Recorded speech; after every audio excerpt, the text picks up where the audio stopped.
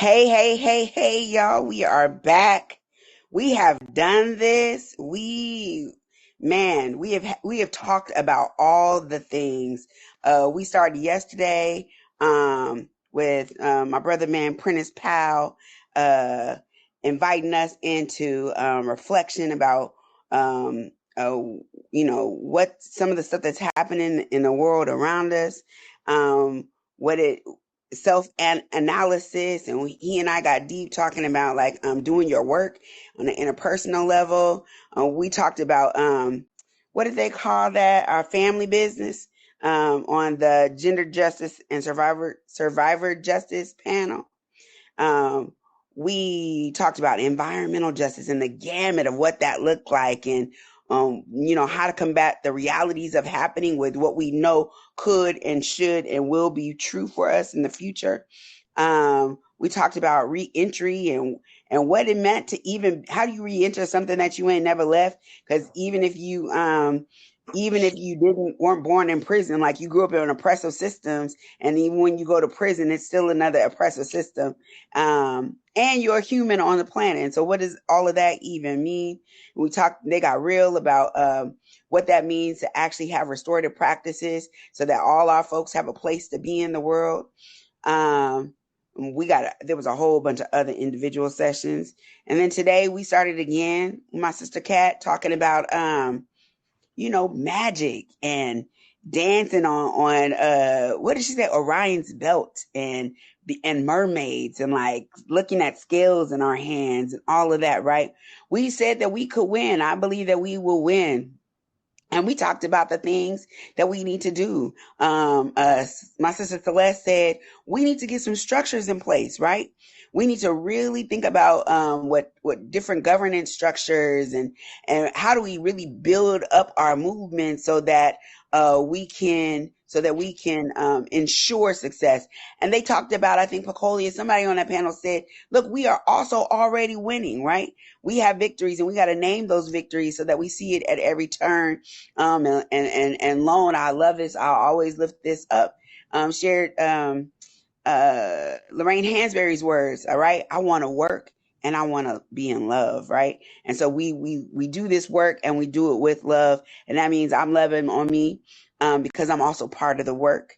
Then we had, Miss Erica Stallings joining us. Erica did this bomb panel on racial justice today, and they were saying all the things and they was telling all the stuff, right? It was all out there. And while that was going on, our sister Trish was having a global connections panel, right? And talking about how we do this in a real way around the world, because what affects one of us is affecting all of us, right?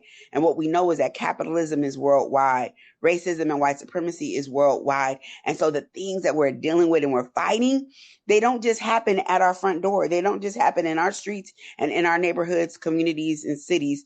They happen literally around the globe. And then we ended with some more powerful sessions, right? Folks got to sing yesterday. They got to write today. We got to talk about what it meant to have liberatory organizations today.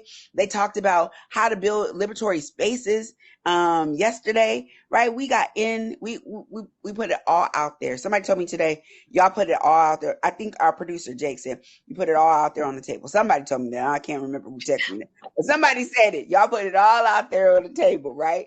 And I think that's true. And now where do we go from here? So the work from here is to take all this amazing work that we've seen, all these testimonies, all these tools that we've been given, the medicine, right? Because a lot of this was medicine. I was just in one of them sessions. My sister Gingy was preaching, right? I said, oh, I didn't realize you giving a sermon right now, because she was telling us the truth. And so it's for us to take the medicine, because we've been given high doses of medicine, of joy. Somebody I can't remember who said it. I think it was in your panel today, Nika, talking about joy and joy being medicine, right? I think it was Nika. I got a lot in my brain right now, y'all. Anyways, the point is that joy is medicine, right? And we've been given a lot of truth. We've been given a lot of tools. We've been given a lot of medicine. And so now we take that and we take it back to our organizations. We take it back to our membership. We take it back to our friends, our families, because this work is personal. Don't let them lie to you. The personal is professional, right? Who I am and how I am in my house, in my community, in my family, with my friends is also how I am with work. The same level of integrity is required. The same level of showing up is required. The same passion is required, right? And so how do we do this in a liberatory way so that I'm not just doing my best when I'm in the world, but I'm also doing my best to Kairishi and to all those around me. I'm joined by Miss Erica Stones. I said a whole mouthful. Sorry. Erica sits. She's the co-chair of the Leadership Learning Community. These acronyms be getting me. But also, I brought her on here because she's a part of the Liberatory Leadership Partnership, which C2 is a part of.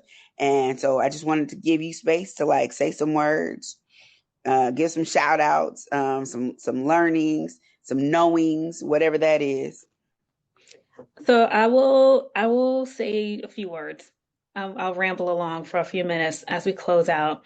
So, as you mentioned, we're one of the co-founders of the Liberatory Leadership Partnership. That's with C2, Social Insights was initial founder, and the Robert Sterling Clark Foundation. And for LLC, I will say for the Leadership Learning Community, this is one of the most fulfilling parts of our work. We came to this conversation seeking how to describe liberatory leadership. We knew, in our guts and in our spirits that this is the direction we wanted to see our work going, but we didn't want it to just be like a change in language. We wanted it to be real and to mean something. And so collaborating with the partnership gave us the opportunity to really dig into what does liberatory leadership actually mean beyond just like changing your tagline, beyond just saying now we just work on leadership that's liberatory. What does that actually mean? And for us, it's a complete mental reframe. So instead of saying we're going to try to figure out how to get our fair share out of the current system, we are also saying we want our fair share, but we're also saying that what we were really working on, big picture thinking, is we are dreaming into a completely new system. And so that is where, where we are now, which is learning and growing. The session that my co-AD and my colleague Nikki and Iman were facilitating was about evolving and learning as we go, because that's what we're doing. We're not promising anyone that we actually know the answer. There's no checkoff list for liberatory leadership. We are practicing it. And that means that sometimes we say to each other, that ain't liberatory. And then we figure love to tell me. I love to say that. And then you like to say it back to me when I'm walking it like I talk it, and I appreciate that. So we are learning like what it means to be liberatory. And the work what we're learning coming out of it is, amazing, but also just the process of coming to figure out what we mean by liberatory leadership and how we can lead with that lens. And I'll just close by saying one of the things I think is most significant about our liberatory leadership work is the fact that it is steeped in the wisdom of Black women. And that is, if you do the genealogy of our work, we have to to note that's where we come from. So loving being on this panel with you all and loving getting to hang with you. I heard that, Eric. I know when I saw you on Space today, I was like, I haven't seen your face in a couple of weeks. I want to hear from some of the people out there in the chat. We got some folks with us. We got like 30, 40 people or so with us. What are some of the shout out? What are some of the memories that you took, your takeaways from the last 2 days? What are some of the gems? I know people were writing down and and amening and ashaying. What are some of those things? What stood out for you?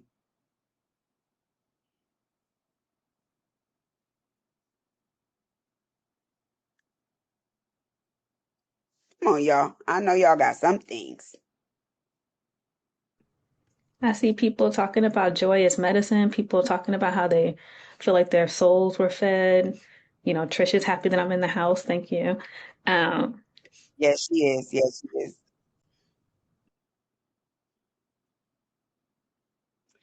Well, while I wait for y'all to, what we got? What they say? Okay, I can't. Let me see. Sister Regina Calloway says, Trish was our mighty river of flow for our panel session. Trish led a beautiful session on global connections. Brother Franklin says there were several points about joy, pleasure, and play that lifted my thinking. I heard that. I heard that. Jalen says incorporating spirituality into my work. All right now. All right now. I heard spirituality, I heard pleasure, and I heard play a lot.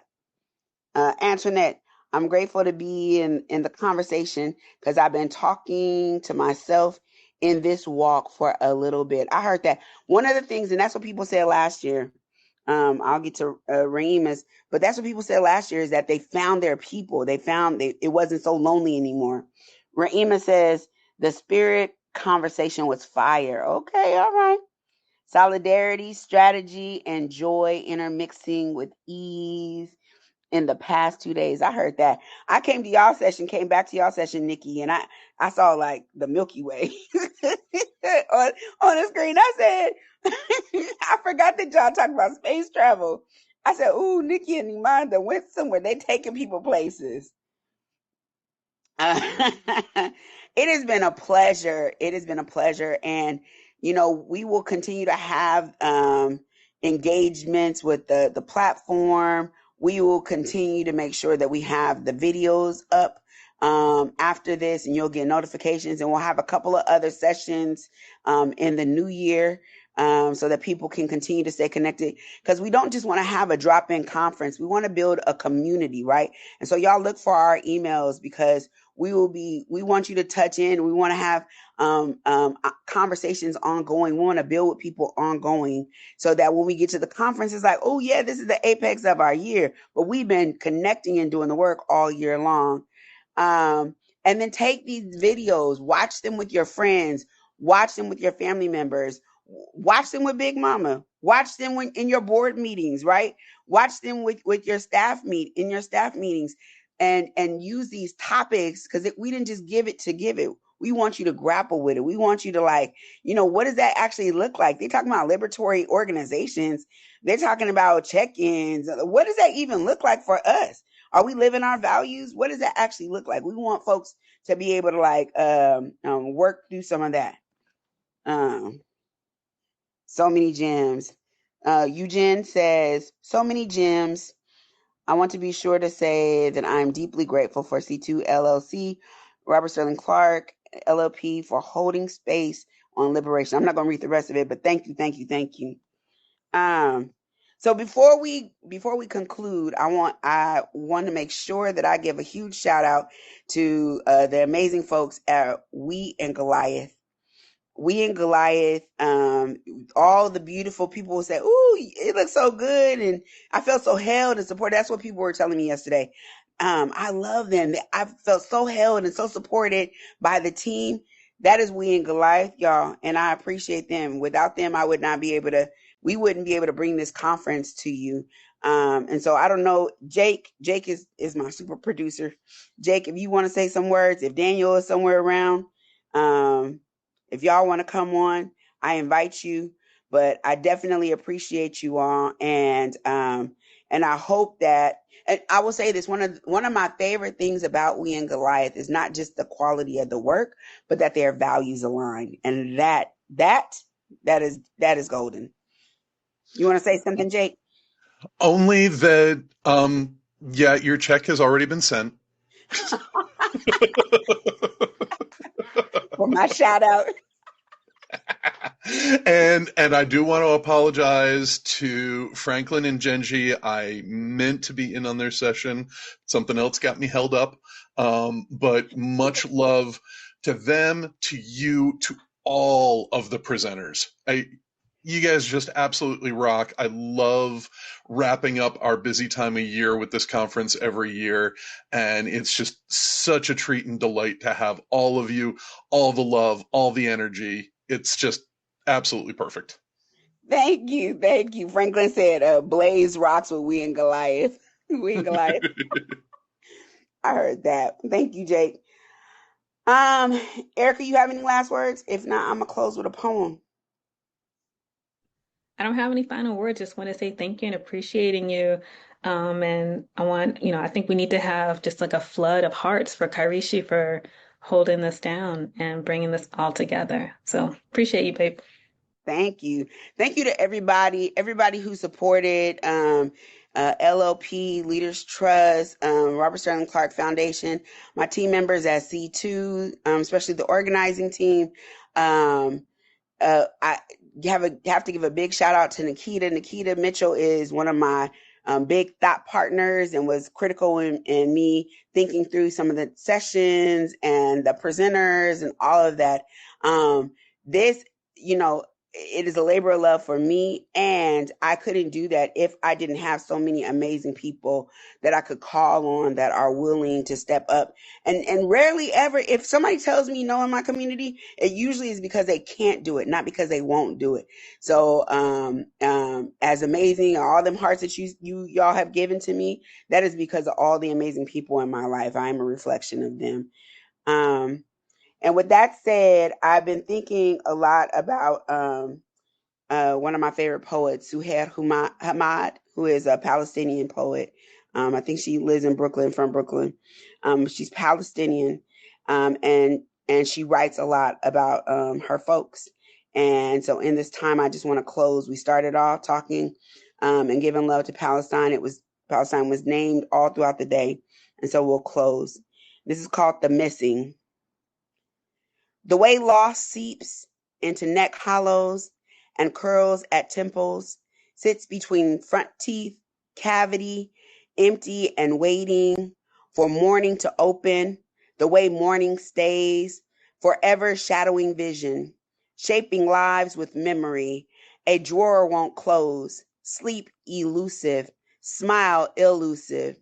The only real is grief, forever counting the days, minutes missing without knowing, so that one day you find yourself showering tears, missing that love like sugar aches teeth. That's Suhair Hamad. And so I just want to name that, we have been able to love each other. We have been able to grow together over these couple of days, and we have had the privilege of being comfortable in our beds, our chairs, our offices, wherever, and not having to worry about that level of harm coming to us. And Liz said early today that today is a call to action. And so in whatever way is your gift in that you do, I hope that you bring some action, send some love, some prayers to all those who are being impacted by the genocide in Palestine, in the Congo, and other parts of the world. Thanks, y'all. This is Living Liberation. We out of here. Take care.